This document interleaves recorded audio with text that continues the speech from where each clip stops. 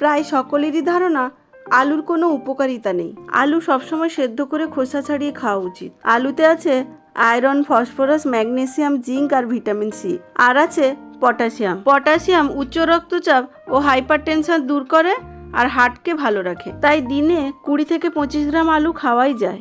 আজকে এই উপকারী আলুর সাথে ডিমের একটা স্পেশাল ভর্তা রেসিপি শেয়ার করছি। প্রথমে ডিম আর আলু সেদ্ধ করে খোসা ছাড়িয়ে নিয়ে একটা গ্রেটারের সাহায্যে গ্রেট করে নিয়েছি। এরপর কড়াই সর্ষের তেল গরম করে পেঁয়াজ কুচি, রসুন বাটা, আদা বাটা আর স্বাদ মতো নুন দিয়ে ভালো করে কষিয়ে নিয়ে গ্রেট করে রাখা ডিম আর আলু দিয়ে ভালো করে মিশিয়ে নিতে হবে। প্রথমে অল্প নুন দিয়েছিলাম, তাই আরেকটু নুন দিয়ে দিলাম। আর দিচ্ছি স্বাদ মতো লঙ্কা গুঁড়ো ও হাফ চা চামচ মতো ড্রাই রোস্ট করা গরম মশলা গুঁড়ো। আপনারা চাইলে গরম মশলা গুঁড়োর পরিবর্তে জিরে ভাজার গুঁড়োও দিতে পারেন। খুন্তি দিয়ে নাড়াচাড়া করে সমস্ত কিছু ভালো করে মিশিয়ে নেওয়ার পর গ্যাস অফ করে একটা প্লেটের মধ্যে ঢেলে নিয়ে হাতে সহ্য করার মতো ঠান্ডা করে নিয়ে গরম গরম ভর্তা গরম ভাতের সাথে সার্ভ করুন।